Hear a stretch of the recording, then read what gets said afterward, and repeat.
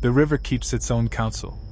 It swallows what men beg it to hide, and returns only what it chooses. In the winter of 1887, New York's East River froze at its edges, trapping garbage, dead fish, and whispers beneath a crust of black ice. The city's streets reeked of coal smoke and cheap gin. Beneath the gas lamps, shadows were longer than the men who cast them. And then, the first body appeared. Half buried in frozen soil, boots locked in mud, its lifeless face turned toward the water as if still watching for something it feared would rise. The police called it murder. The streets called it a warning. He had no name the law could write down, only the one spoken in alleys, a gang leader who believed death was not an ending, but a performance. His enemies were not thrown into the ground to rest. They were made to stand, facing the current, so that even in death they would be prisoners of what they feared most. This is not just the tale of a killer. It is the anatomy of control, the theater of fear, and the making of a legend that the river still remembers. Here, on the Withered Ledger, we open the page that New York tried to close. And when you finish hearing it, you may wish it had stayed shut. The East River at that hour did not look like water. It was a slow-moving sheet of black glass, edged with crusts of ice that caught the moonlight like dull silver. Steam from the nearby factories drifted low, settling in the hollows of the dockside like breath from something asleep but dangerous. The night had been quiet until then, unnaturally so. Even the rats seemed reluctant to move across the open planks. Somewhere far off, a church bell tolled 6 notes, for the hour before dawn. The sound did not travel clean, it arrived muffled, swallowed by the fog. It was into this stillness that a lone night watchman made his rounds. His boots thudded on the dock with the hollow sound of wood swollen by years of damp. He carried a lantern, but its glow seemed to falter against the wall of mist. Each step made him feel smaller. Out here, away from the crowded tenements and their warm stink of coal smoke, the cold was different. It bit deeper. He almost missed it at first. A darker shape among the pilings. Still fixed. It was not until he drew closer that his brain began to reject what his eyes were sending it. The figure stood at the river's edge, or half in it. Boots sunk into the sludge where water met frozen mud. Shoulders hunched, coat stiff with frost. The head tilted slightly downward, as though studying the water. But the skin of the face was wrong, waxy, gray, with the darkness spilling from the hairline. The eyes were open. Wide. Fixed on the current, as if waiting for something to come from upriver. The watchman's breath caught, leaving a vapor in the air between them. His lantern swung, throwing uneven light. The man in the mud was not standing of his own accord. The legs were bound with thick rope anchored to something buried below. The torso was braced in place by packed sand and river debris. And then the watchman saw the wound. A deep, ugly split just above the right temple, where the skull's white gleam shone through torn skin. The edges were rimmed in black, frozen blood trailing like ink down the cheek. An axe wound? He staggered back, but his boots caught in a coil of rope lying loose on the dock. The lantern nearly slipped from his grip. For a moment he thought of turning away, going for the police without another glance. But his eyes had already locked onto a detail he wished he had not noticed. It was the mouth. Half open. Packed with silt, as though the river had tried to fill it before the frost had set. By the time the police arrived, the first hints of daylight were pressing against the fog. The lamps on the dock burned weakly, their light competing with the gray that seeped across the water. A few dock workers, drawn by the commotion, stood huddled in silence, caps pulled low against the cold. The sergeant, a thick man with a permanent squint, surveyed the body with a kind of weary disgust. Somebody hated him, he muttered, gloved hand touching the frozen coat. Hated him enough to do this, and make sure we all see it. The watchman said nothing. His hands still trembled as he lit a cigarette, though it did little to steady him. One of the younger constables crouched to examine the bindings. Anchor deep, he said. Sands packed around his boots. Like they planted him here. The sergeant grunted. More like a marker than a grave. By mid-morning, word had spread through the slums. At first it was the dock workers, then the tenement courtyards, then the narrow alleys of 5 Points. By noon, the story had bent into something stranger. People whispered of a river spirit who claimed the souls of liars, forcing them to stand eternal watch over the waters. Others said it was the work of the risen man, a figure from old sailors' tales, a drowned ghost who punished the treacherous by making them face the tide. But those closer to the docks knew better. They knew the dead man. He had been an informant, a thin, jittery fellow who drank too much and spoke too freely. 3 weeks earlier, he had been seen meeting with 2 detectives in a bar on Cherry Street. A week after that, a fight had broken out in the same bar. The informant had vanished. Until now. The New York Herald was quick to turn the murder into spectacle. By the afternoon edition, the headline read, "River Ghost or Dockland Murder? Body found buried upright at water's edge." The article spared no detail: the bound legs, the sand, the open eyes locked on the current. And it hinted, without naming names, that a certain Dockland faction might be behind the killing.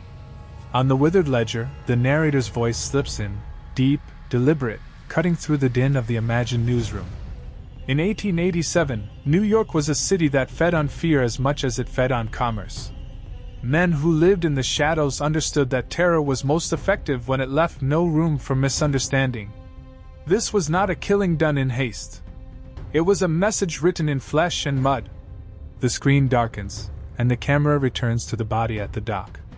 Close up, the frayed rope around the ankles. The grit lodged beneath fingernails. The faint marks on the coat sleeve where someone had gripped it tightly, perhaps in the final struggle. Whoever did this, the narrator continues, understood that death alone was not enough.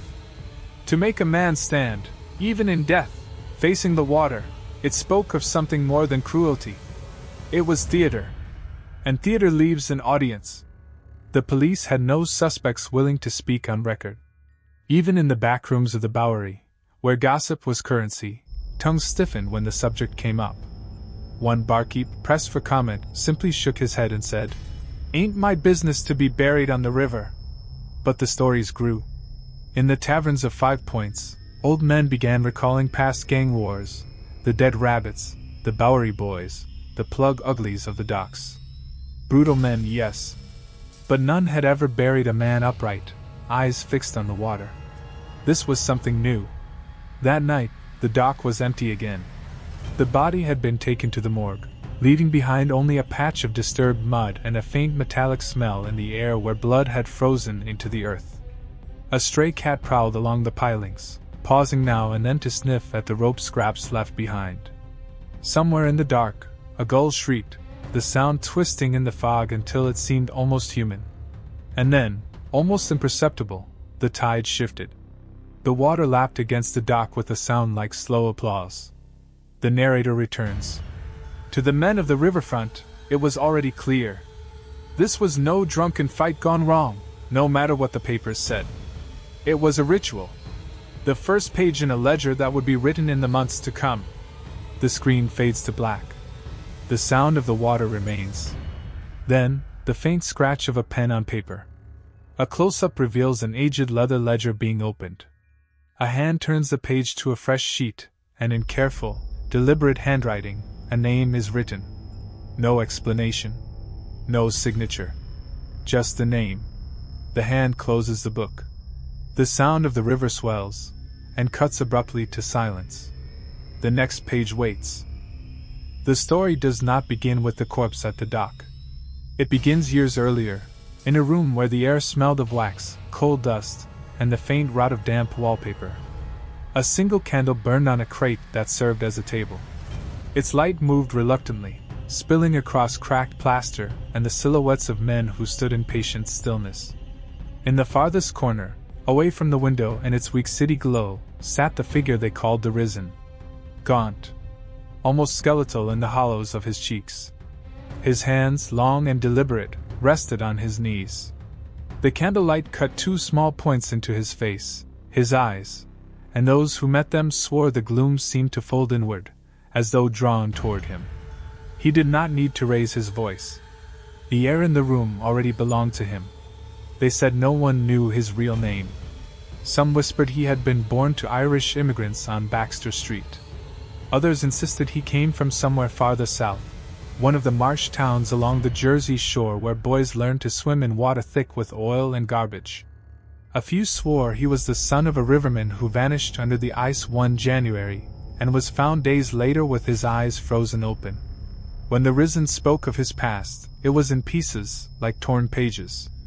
He told of a brother, younger, unable to swim, who had slipped into the collect pond one spring afternoon. The water there was black, a stew of tannery runoff and refuse. The boy had screamed once, then gone under. The city drained the pond years later, but in his mind, the water was still there, still swallowing. On other nights, in colder moods, he spoke of his father, a man with hands like rope knots and a temper that left bruises. One winter, after catching his son trying to steal coal, the father had chained him to the deck of a half-sunk boat on the river. All night the ice formed in his hair while the tide licked at his boots. "You learn the language of the river that way," the Risen once murmured to a recruit. "It speaks slow. It never shouts. But it never forgets." The camera shifts, archival photographs of the Lower East Side's tenements, their walls slick with damp, laundry sagging between windows. Then, in grainy recreations, we see him at work. It begins with the initiation ritual. The recruits are brought to the pier after midnight. No torches, no lanterns, only the weak light of a waning moon. Each man must strip to his shirt, boots left on. The Risen watches from the shadows as his lieutenants shove the new blood into the East River's winter skin. The water is not just cold, it is hostile, a living thing that claws at lungs and skin alike. "You breathe it in," his voice instructs over the scene. "And you carry it forever. That taste, that burn. That's the river telling you it owns you now." Some fight to climb out too quickly. They are pushed back in. One man vomits from the stench, a cocktail of rotting kelp, oil slick, and human waste. When at last they are allowed onto the pier, shivering so hard they cannot speak, the Risen approaches. He looks each in the eye, his face expressionless. No speeches. Just a nod. If they made it out, they belonged to him. Fear was his currency. But unlike other gang leaders of the time, he did not spend it carelessly. He hoarded it, grew it, shaped it until it became a bond stronger than greed. The Risen studied men. Not their strengths, but their fractures.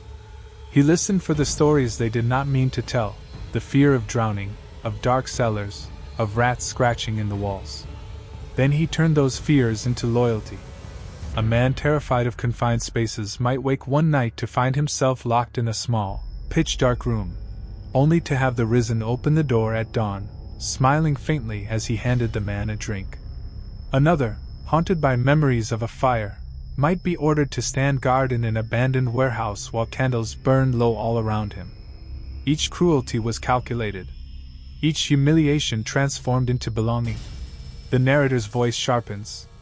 Criminologists of the era, though they had no formal term for it, would later describe this as a trauma bond.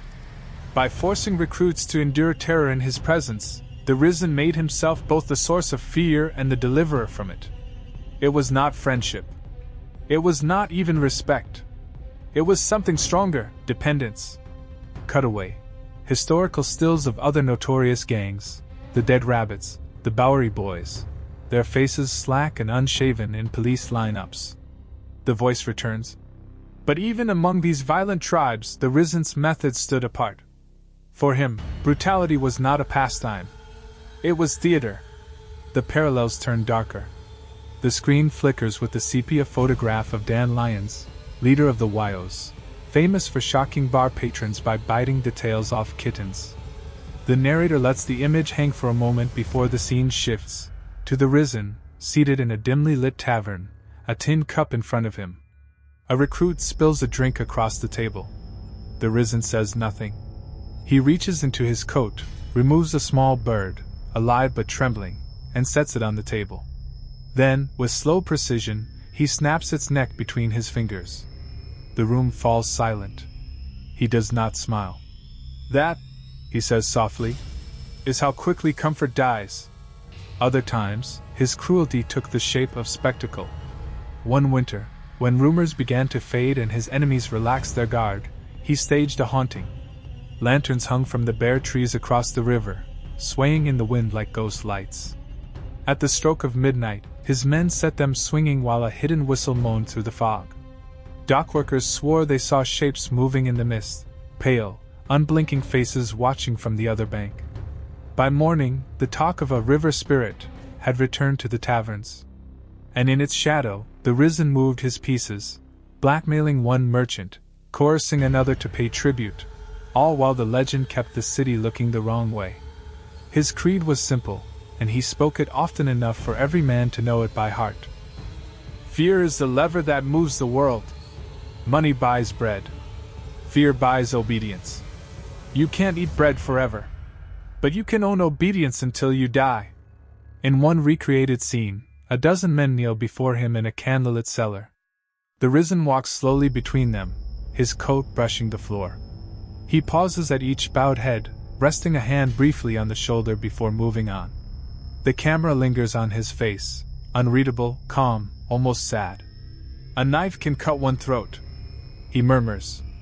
But fear can keep 1,000 from even thinking about raising theirs. By the chapter's end, the ledger appears again, its cracked spine opening to a page already dotted with names. The risen's voice overlays the scratching pen. The river remembers. And so will they. The candle gutters. Darkness floods the screen. The first hint of dawn was little more than a pale smear over the horizon, a cold, colorless light that gave the water the look of tarnished steel. The air was thick with the smell of the river, heavy, wet, rank, a stench that seemed to crawl into the lungs and sit there. Footsteps shuffled over the damp boards of the pier, slow and deliberate, boots grinding against grit and splintered wood. Shadows moved in a loose cluster, their shapes shifting with each wavering gust of wind. In their midst stumbled the condemned. His wrists were raw from the rope, his head jerking from side to side as though some instinct still urged him to find a way out. His clothes clung to him, soaked with sweat and the muck from the alley where they dragged him down. He tried to dig his heels into the ground, but the men on either side yanked him forward, forcing his boots into the sucking edge of the riverbed. The mud gripped him instantly, pulling at him like something alive.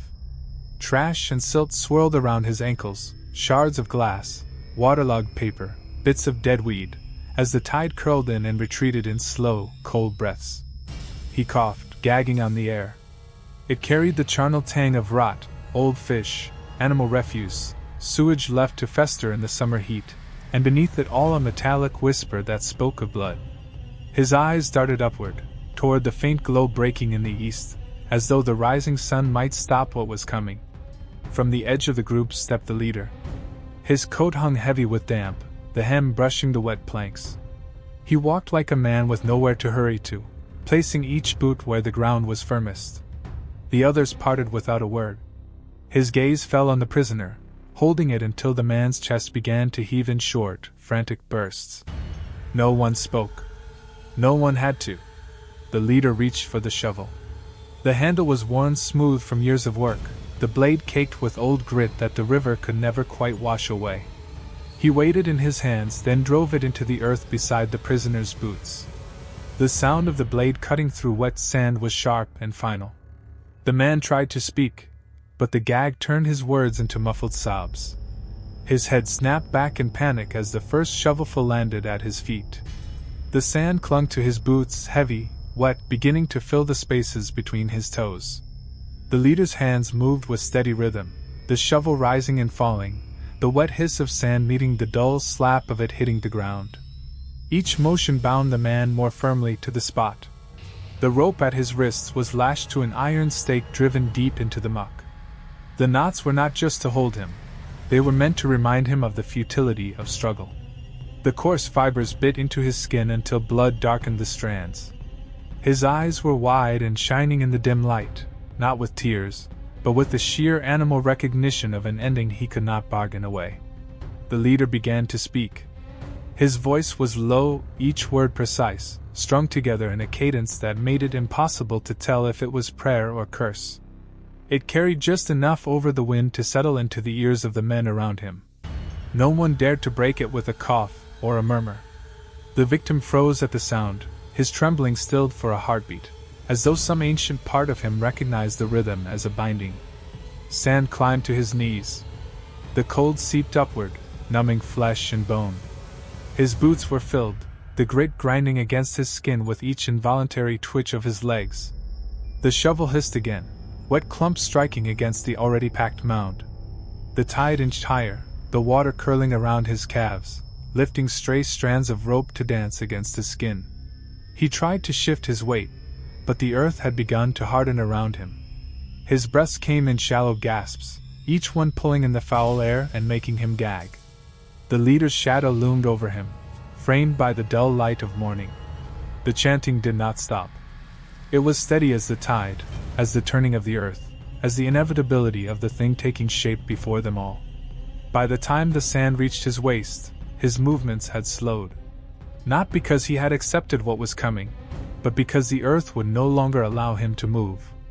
His shoulders strained against the ropes, the tendons in his neck standing out as he tried to wrench himself backward, forward, anywhere, but there was nowhere left to go. The water lapped higher, carrying with it flecks of oil and scraps of debris that stuck to his clothes and skin. The men watching felt the weight of it. Some shifted their stance, not out of discomfort with the act, but with the raw force of the leader's control over it. This was more than killing.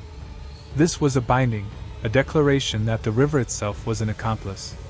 The leader's face betrayed nothing. He did not gloat, did not hurry, did not falter. His hands worked with the patience of a craftsman, each shovelful placed where it would lock the man tighter into the riverbed. The sound of sand sliding off the blade merged with the slap of water against wood, the faint groan of the pier under shifting weight. The prisoner's eyes were locked on the water now. He no longer looked at the men around him. His chest rose and fell in uneven rhythm, his body shuddering against the encroaching cold. Each breath sounded louder in the stillness, echoing faintly off the pilings. Somewhere in the distance, a gull cried, its voice thin against the thick air. At last, the leader paused.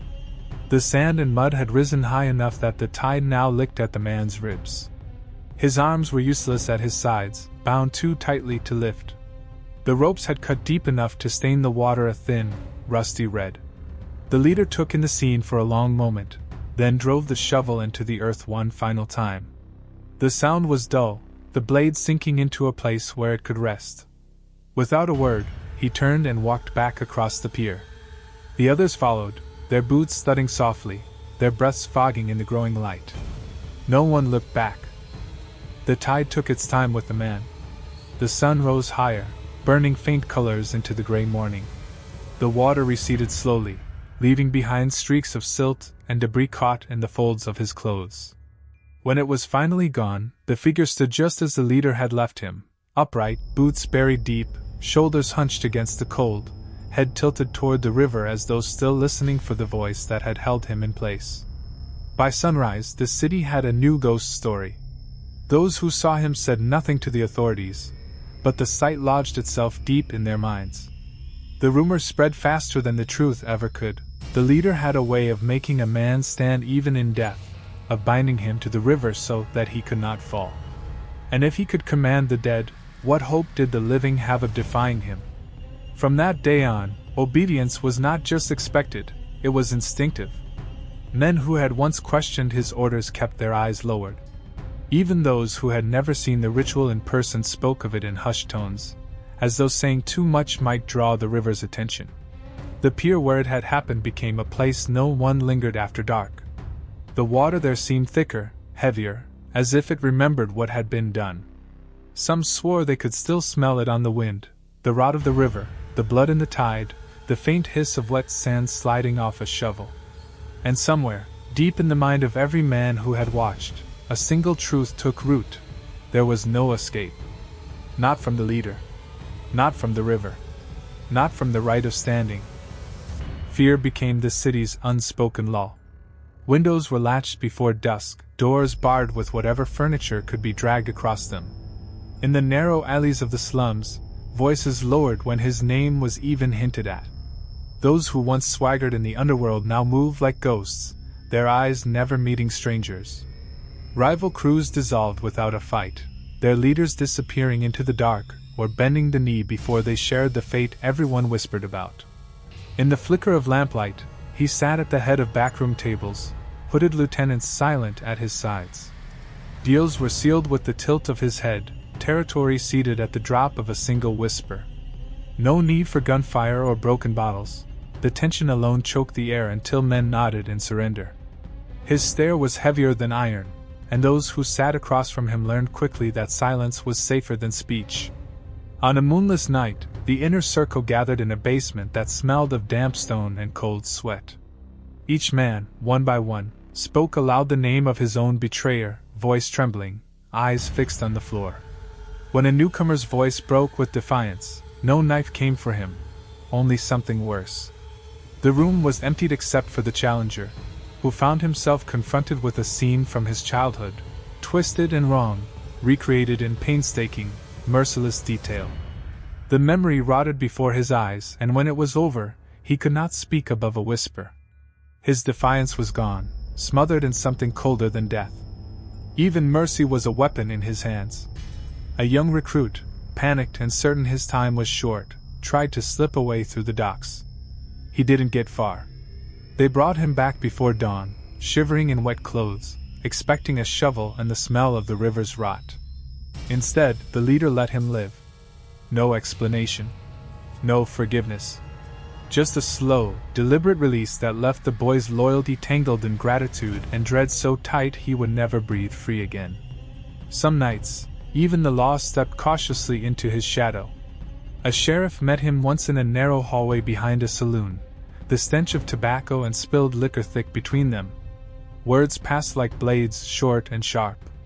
The sheriff left without his warning being taken seriously, though something in the leader's thin smile suggested he'd already planned the man's next 10 steps, and his last. By the time winter settled its weight on the city, his reach felt unbreakable. Whispers traveled faster than the wind off the river. Some swore they'd seen figures watching from rooftops. Others swore they'd heard shovels in the night. The fear was no longer about what he might do, it was about what he'd already done, and the quiet certainty that he would do it again. The river did not sleep that night. Its surface trembled under the moonlight, each ripple catching a silver edge before vanishing into the deeper dark. The wind had turned colder, and the damp smell of the banks clung to the air like the breath of something buried beneath the mud. The gang's men stood in silence, their faces half lit by the lanterns swaying in the wind, their shadows long and fractured on the uneven ground. Somewhere behind them, the city's heartbeat was still audible, the clatter of distant carriages, the muffled shouting of drunken voices. But here, on the edge of the water, all sound seemed swallowed, as if the river itself demanded silence. He stood at the center of them, not moving, his coat brushing against his boots, his eyes fixed on the black expanse in front of him. The moon caught in the creases of his face, sharpening his expression into something that made even the men closest to him avoid his gaze. A single shovel rested upright in the soil, its metal catching the dim glow, and beside it lay the rope, not coiled neatly, but strewn as though in haste. The body had already been brought. It lay wrapped in rough burlap, the shape still visible beneath, the head slightly tilted to one side as if in a last, unspoken refusal. The hole was shallow. It had been dug not for concealment, but for the purpose he favored, a burial that forced the dead to face the water. He had never explained why, but they all knew better than to ask. Some claimed it was to keep the souls restless, that their eyes would remain fixed on the current, unable to turn away. Others whispered it was a warning to the living, a silent guard that stood even in death. The truth did not matter, the ritual was always the same. 2 men lifted the wrapped figure and lowered it into the hole, adjusting its position until the head faced the black ribbon of the river. The rope was tied around the ankles, a final tether that seemed less for restraint and more for remembrance.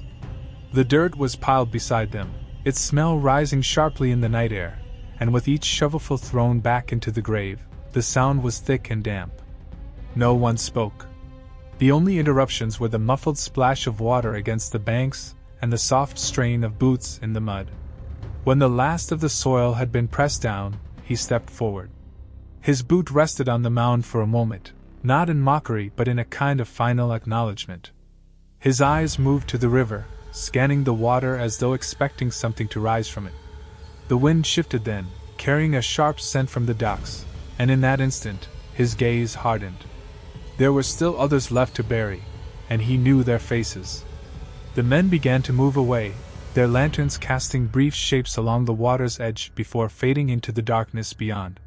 He stayed behind, watching until the ripples on the surface seemed to calm, until the night returned to its patient stillness. When he finally turned, the earth behind him looked untouched, the grave blending seamlessly into the damp ground as if it had always been there. The walk back into the city was slow, the streets narrowing as the buildings grew taller, their facades catching only fragments of moonlight between the clouds. The smell of coal fires drifted from chimneys, mixing with the sour stench of refuse left in the gutters. The men spoke in low tones now, their voices carrying the weight of what they had done, though none would admit it. In their world, silence was not just a habit but a necessity. By the time they reached the warehouse, the lanterns inside had been dimmed, leaving only a faint glow from a single lamp on the desk. Papers were scattered across its surface, marked with ink that had bled slightly into the fibers. A map lay unfolded, its edges curling upward, the river traced in a thick, deliberate line. Several points had been marked along its course, small dark circles that seemed to pull the eye toward them. He moved to the desk, his gloved hand pressing flat against the map as if claiming the territory it represented. A knock sounded at the door, quick and uneven. One of the younger men answered, revealing a figure in a long coat, hat pulled low against the wind. He stepped inside without hesitation, his eyes darting once toward the leader before settling on the floor. In his hand was an envelope, its seal unbroken, its paper faintly damp from the mist outside. He placed it on the desk and stepped back. No words were exchanged. The envelope was opened with a slow tear, and inside was a single sheet bearing a list of names. Some were already crossed out. His gaze moved down the page until it reached the last name, and there it lingered. The decision was made without a sound. The paper was folded, slipped into the inner pocket of his coat, and the lamp was turned down until the room was almost entirely dark. The men knew what this meant: another night, another grave, another body forced to face the river. The streets outside seemed emptier now, as if the city itself knew to retreat. The air had grown colder, the mist thick enough to soften the edges of the buildings, and the only sound was the faint lap of the tide against the piers.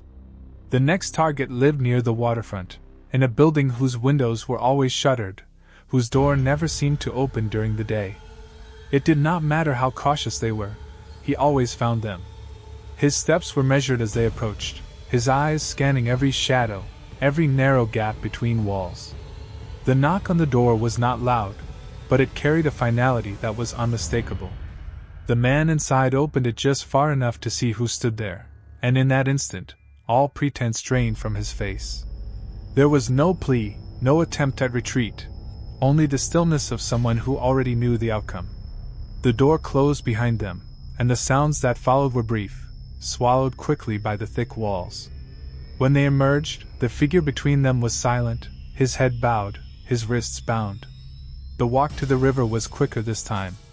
The mist rolled low across the water, and the ground was softer, making each step sink slightly into the earth.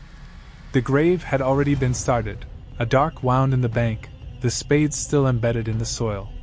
The body was lowered, the face turned toward the endless black flow. The earth fell in steady, rhythmic drops, each one sounding heavier than the last. When it was done, he did not linger. The river had claimed another, and there were still names left on the list. The night was far from over, and the city would not remember the ones who vanished here. Only the river would. The city woke as it always did, to the sound of carriage wheels on cobblestone, and the hiss of coal fires being coaxed awake in the grates. The fog had thinned overnight, breaking apart into pale ribbons that clung stubbornly to the river's edge. Sunlight caught the water in a dim shimmer, turning it to tarnished silver. From the docks, nothing remained of the night's violence, only the smell, a faint blend of smoke, brine, and something deeper that the wind refused to carry away. The police moved through the streets with an air of hollow victory. Their boots struck the ground in sharp rhythm, their voices clipped, issuing orders as if the performance itself could banish the unease still curling through the alleys. They had their story prepared. The leader was gone, his men scattered, the reign of fear broken by steady, lawful hands. Newspapers would repeat it by noon, and by evening, the taverns would trade the tale for drinks. In the cells beneath the courthouse, the remnants of the gang sat in silence. Some leaned against the stone walls with eyes closed, as if sleep could undo the choices that had brought them there. Others stared ahead, lips pressed tight, saying nothing even when questioned. They had lived under a shadow so long that its absence felt less like freedom and more like exposure. One by one, they would be processed, tried, and sent to vanish behind prison walls. The city would not care to remember their names. Yet outside official halls, another story bloomed. In the dim backrooms of bars, whispers moved faster than the truth. Some swore they had seen him slip into the fog at the pier, wounded but alive. Others told of a boat, small and unlit, gliding downriver in the final minutes before dawn. A few insisted he had never been at the pier at all, that the man the police claimed to have cornered was only a double, a decoy paid in gold to wear his coat and take the bullet meant for him. The river, they said, had no claim on him. He had claimed it instead. Far from the waterfront, in a cramped upper room of a brownstone, a scholar leaned over a desk lit by the weak glow of a gas lamp. Before him lay the battered ledger, its cover worn soft at the edges, its pages lined with ink that had faded to brown. The handwriting was uneven, sometimes rushed, as if captured in moments of urgency, other times deliberate and curling, as if the writer had taken pleasure in every stroke. Each entry was a fragment, dates, names, places, terse descriptions of debts settled and warnings delivered. Some of the names were already familiar to the scholar from police archives and old court records. Others had no trace beyond the ink on these pages, no evidence they had ever existed except here. And some entries contained only a single word or symbol, as if their meaning had been clear only to the man who wrote them. The scholar turned the pages slowly, tracing certain lines with a fingertip, pausing when the words seemed to lean toward confession before retreating again into code. It was clear that much of the ledger was true, and yet not the whole truth. Several accounts of killings could be matched to bodies pulled from the river or found in abandoned warehouses. But the details often differed from official reports. The placement of the bodies, the direction they faced, the items found with them, these were recorded here with precision, details the authorities had either ignored or concealed. In some entries, the names of the dead were followed by notes that hinted at something ritualistic. Stood to the tide, eyes to the black water, feet to the east wind. The scholar leaned back, rubbing at his temples. It was not only a record of crime, it was a philosophy. The river was not a hiding place. It was a witness. Down at the 5 Points, the story had already begun to slip into folklore. Children dared one another to walk to the edge of the docks at night and look into the water, swearing they would see the pale faces of the dead staring back.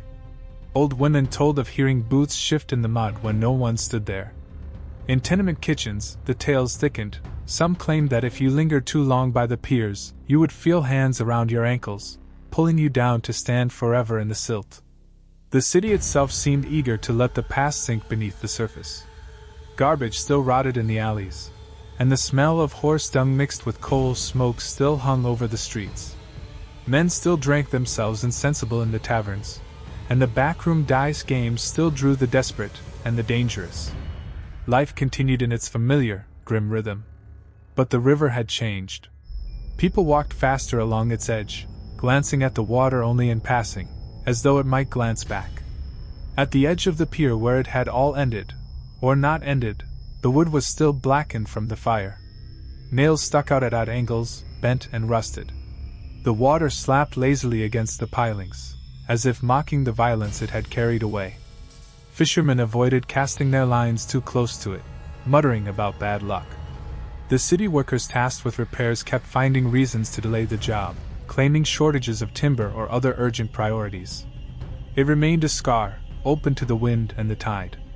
No one could say when the ledger's final entry had been written. The last page was dated only with a month and year, no day. The handwriting there was slower, heavier, as though pressed by a tired hand. The words themselves were few, just a short phrase in a line by itself. The water holds what it must. Beneath it was a mark, not a signature, but a symbol repeated throughout the book, a crude drawing of a line splitting into two currents. Weeks turned to months. The police closed their files. The newspapers found new crimes to feed their readers. The survivors of the gang faded into prison years or drifted to other cities. But from time to time, someone claimed a sighting, a tall figure in a dark coat moving through the fog near the Battery, a man stepping from a skiff in Red Hook and vanishing into the warehouses. Always alone, always silent. Never close enough to follow.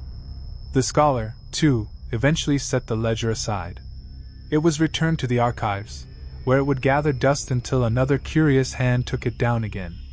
But even without the book, the stories would endure. They had taken root in the places where memory and fear grow together, where the truth no longer matters as much as the telling. One winter morning, long after the city had stopped speaking his name, a dockworker arrived before dawn to find something strange at the edge of the pier. Two boots, half buried in the frozen mud, facing the river. No body, no footprints, no sign of struggle. Just the boots, empty, their toes pointing toward the black water. The tide lapped softly at them, and the wind carried the faintest echo of a shovel's scrape.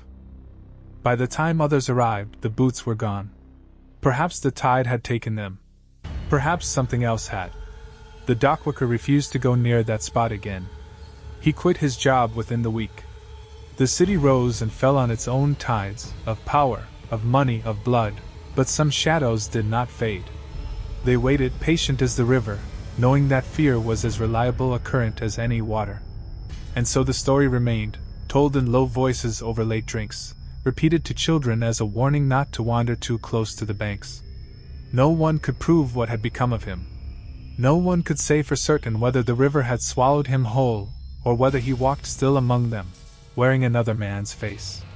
But in certain corners of the city, when the mist rolled in thick and the water grew restless, people swore they could hear it, the faint, measured sound of a shovel biting into wet earth, and the whisper of boots shifting in the mud. The sun rose higher over the river that morning, striking the surface until it gleamed like a blade. Bells rang from the churches, their notes mingling with the cries of gulls. The streets filled again with the usual noise, merchants calling, cartwheels creaking, the daily grind swallowing the memory of darker days. But on the pier, the wind still carried the smell of old smoke and something older still, something the river had kept. And somewhere, deep in the archives, the ledger lay closed. Its pages would not open themselves, but they did not need to. The story they contained had already slipped free, drifting on the current of rumor and fear. It had become part of the city's own restless tide, impossible to anchor, impossible to still. Silence settled over the water.